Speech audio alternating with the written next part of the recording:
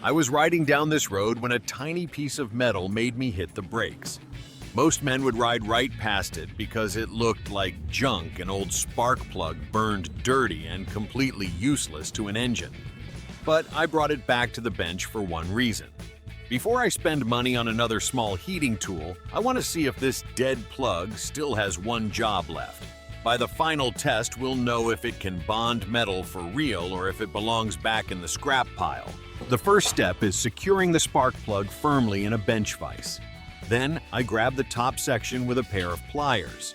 Instead of forcing it, I slowly rotate it clockwise. No need to rush, just steady pressure. After a few turns, the internal adhesive begins to break free. A slight movement appears between the components. That's exactly what we're looking for. Spark plugs are designed to survive constant vibration and extreme temperatures inside an engine. Because of that, the internal parts are held together very tightly. Once the spark plug is disassembled, it's time to move on to the next material.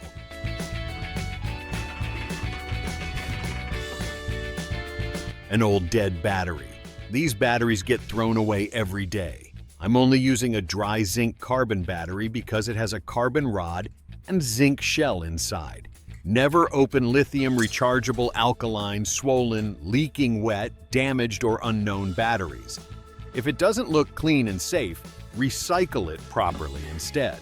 Not only is that wasteful, but they can also become an environmental problem when disposed of improperly.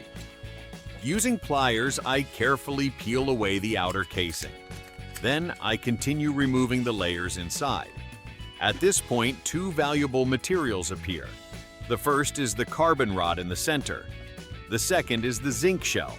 Both of them will play an important role in today's project. The carbon rod goes into a separate container. The zinc shell gets cut into smaller pieces. Those zinc pieces are placed into a small glass jar.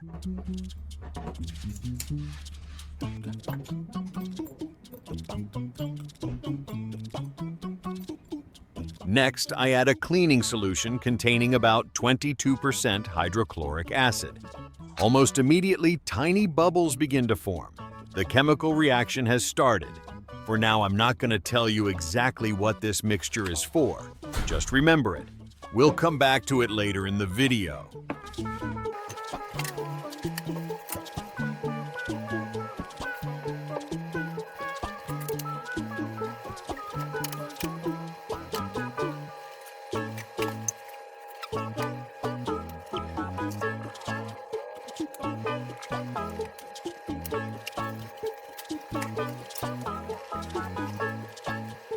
While that reaction continues, let's work on the carbon rod.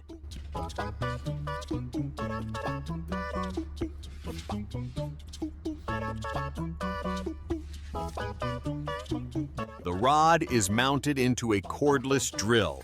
A piece of sandpaper is placed underneath. As the drill spins, the carbon slowly begins to take shape. First, I sharpen one end into a point. A pointed tip concentrates electrical current and heat into a much smaller area. That allows higher temperatures to develop exactly where they're needed. Once the tip is finished, I move to the opposite end. This side gets sanded down until it's small enough to fit inside the spark plug. By the way, I'm curious. How often do you replace spark plugs in your vehicles, and where are you watching from today? Leave a comment below. I always enjoy hearing about the repair experiences people have in different parts of the world.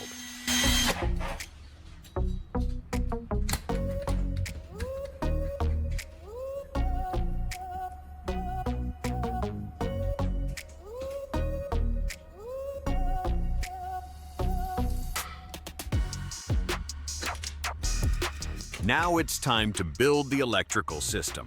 For this part, I need 2 pieces of wire, one white, one red, and 3 alligator clips.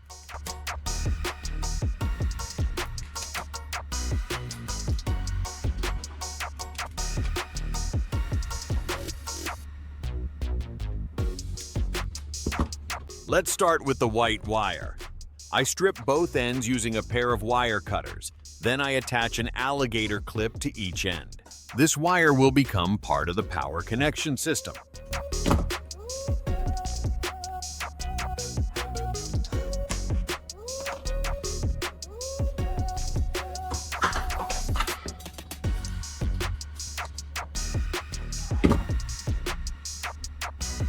Once it's finished, I set it aside. Next comes the red wire. One end is inserted directly into the center of the spark plug.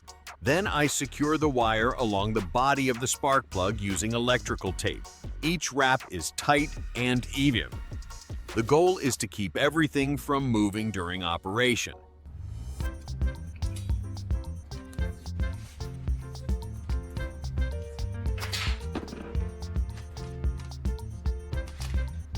Now the carbon rod is inserted into the center of the spark plug. It sits directly alongside the electrical wire inside.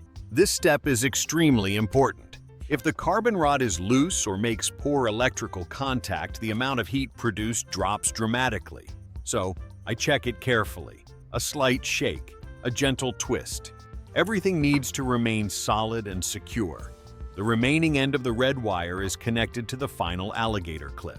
At this point, the homemade soldering tool is nearly complete. Now it's time to see what it can actually do. For this quick test, I'm using a 12-volt car battery. The moment the carbon tip touches the opposite terminal, a bright spark appears. I do not hold it there continuously. Short contact is enough. The carbon tip quickly begins glowing red. That's a clear sign that electrical energy is being transferred efficiently. And the amount of heat being produced is surprisingly powerful for such a simple tool. But heat alone does not prove much. The real question is whether it can join metal. When I lift the blades to inspect them, they're firmly bonded together. Pulling them apart isn't easy. That tells us the homemade soldering tool is working extremely well. But there's still one final test. Remember the zinc solution from earlier? Now it's time to reveal its purpose. A kitchen strainer with a broken handle becomes the next repair project. Stainless steel is often harder to solder than ordinary electrical wire. Solder doesn't always bond well because of the oxide layer that forms on the surface. That's why flux is normally used, and the zinc solution we created can perform a similar function.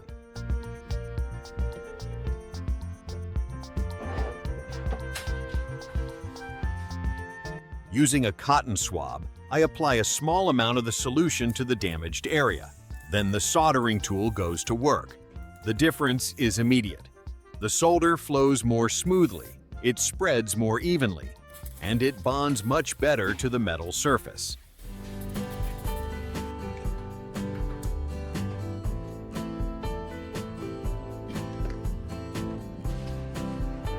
Within a short time, the handle is securely attached once again. What makes this project so interesting is where it started. An old spark plug, a dead battery, a few pieces of wire, and a little creativity. Materials that most people would throw away became a useful soldering tool capable of real repair work around the house. If you enjoyed today's project, let me know where you're watching from and whether you've ever repurposed an old spark plug for something unexpected. Don't forget to like the video and subscribe to the channel so you won't miss future DIY projects. Thanks for watching, and I'll see you in the next one.